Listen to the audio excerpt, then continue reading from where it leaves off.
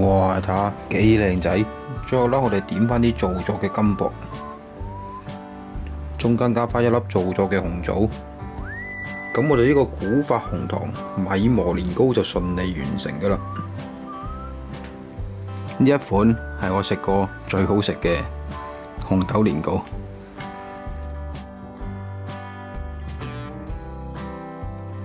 大家好，我係朱 Sir 啊！咁差唔多1個零禮拜前啦，咁啊教大家整咗一款古法嘅米磨年糕啦，咁啊得到好多同學啊、網友啊嘅熱烈追捧啦。跟住咧，咁我知道啦，而家啦大家嘅屋企都收埋好多原糯米噶啦，咁我哋就唔好嘥咗啲原糯米啦。咁呢一條影片咧，我就會教大家啦，喺呢個古法米磨年糕嗰度咧做一個新研版嘅新研版，做啲咩變化咧？我哋今次咧就做呢個古法米磨嘅紅豆年糕。咁其實咧，你出面咧好多紅豆年糕咧，大部分嘅做法啦，都係由糯米粉啊、粘米粉啊、椰漿啊、椰奶啊，或者係淡忌廉啊等等開出嚟啦。咁其實咧，除非你真係自家製嘅啫，如果唔係咧，你喺出面買嗰啲咧，好多都係食落去比較偏甜啊、偏黐口啊。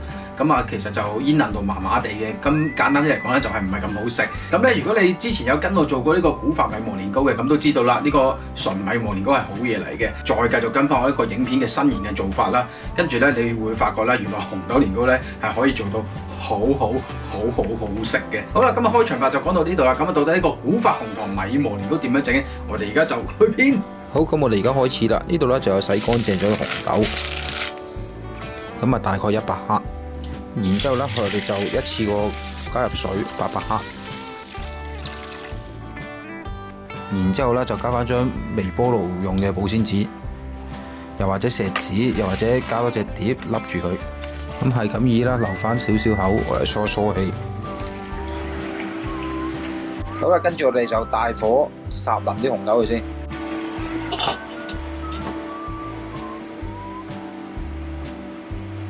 好，咁啊大概1個鐘頭3個字到啦，檢查下先。好，啲紅豆見到一掂上手就爛嘞喎，咁啊 OK 嘅啦，咁啊唔使煮到太腍嘅。咁啊揾個隔西隔翻啲紅豆出嚟，咁啊啲紅豆水啊備用先。好啊，跟住咧呢度就有圓嘅糯米啦，550克。咁圓糯米同埋長糯米嘅分別咧，可以睇翻我上一條片古法米磨年糕嗰條片嘅。好，咁我哋而家攞去將佢沖洗乾淨，洗乾淨表面啲污糟嘢先。好啦，咁啊洗乾淨咗啲糯米之後呢，我哋就加入啱啱有剩嘅紅豆水，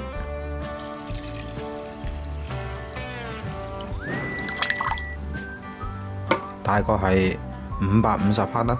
跟住再加多少食用水浸腍啲米佢嘅。嗱，咁啊紅豆水嗰度呢，大家可能都會有啲輕微差異嘅，不過唔緊要嘅。咁啊總之總重量係900克到嘅水浸翻大概550克嘅糯米咁就可以噶啦。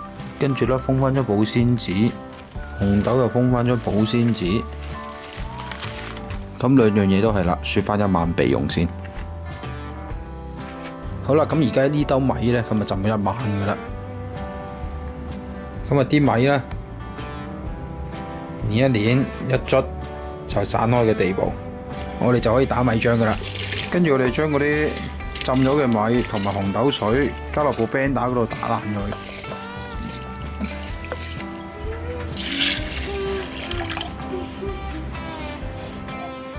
咁開機打佢3至4分鐘，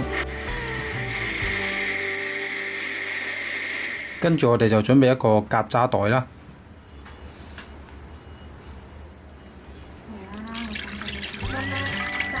咁米漿呢，我哋就分2次加入。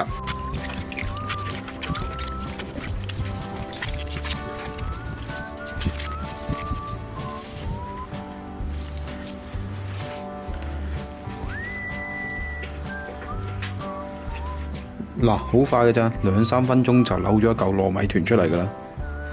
咁啊，最後啦，我哋就收集晒所有乾身嘅糯米團啦。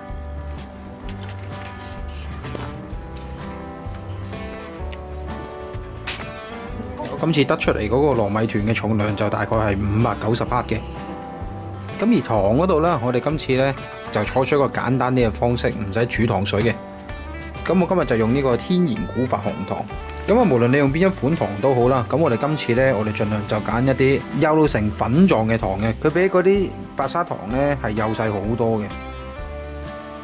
咁呢個呢就方便少少噶啦，一次過加晒啲糖落去。咁都係嗰句啦，糖嘅份量呢唔一定要跟足我，佢就係嗰個糯米團嘅1/3至1/4度嘅啫。好，跟住開機慢慢攪勻佢。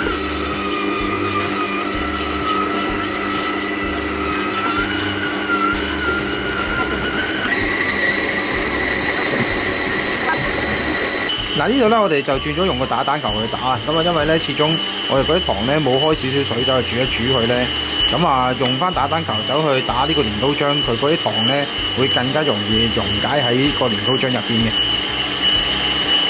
好啦，咁啊過咗大概8至10分鐘到啦，咁我哋就打滑咗嗰兜年糕漿噶啦，跟住再將佢過濾一次。咁其實咧，如果你嗰啲漿係打一嚿滑，或者你冇刻意走去減過嗰啲糖嘅咧，其實係過得好順嘅喎。咁啊，當然如果你刻意減咗糖，嗰啲漿結塌塌嘅，又間硬過篩嘅，咁啊，梗係10個格篩都唔夠你用啦，間硬壓到爛晒啦。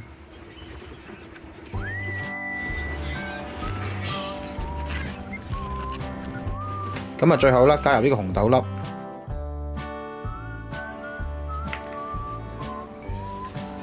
咁啊，輕手攪勻佢。咁紅豆呢，我哋就唔使一次過倒晒佢住嘅，因為一次過倒晒落去個漿嗰度攪呢，好容易搞到啲紅豆爛晒。咁我哋可以倒住少少先，然之後再倒入呢個包咗錫紙嘅模具啦。不過都係嗰句啦，模具呢啲嘢睇翻自己用啲咩模去決定包唔包錫紙。加多少少紅豆先。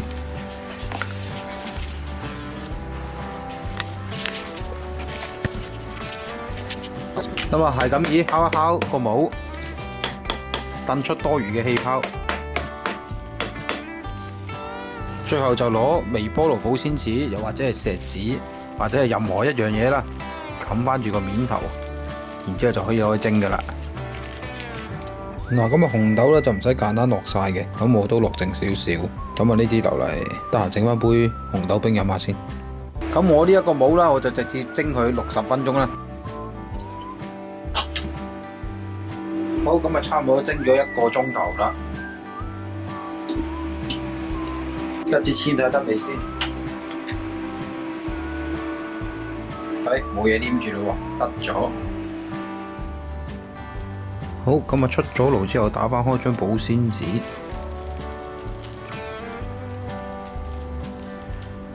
等佢唔好有倒汗水，咁啊攤一攤凍佢，跟住甩模啦。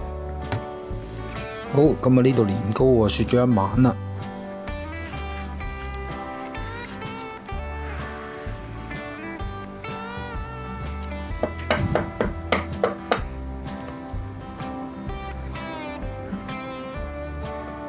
哇！睇下幾靚仔。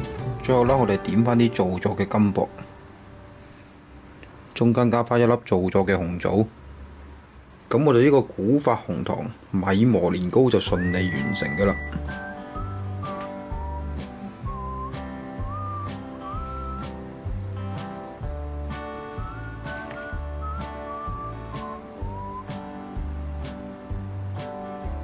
嗱聲整啲俾自己食下先。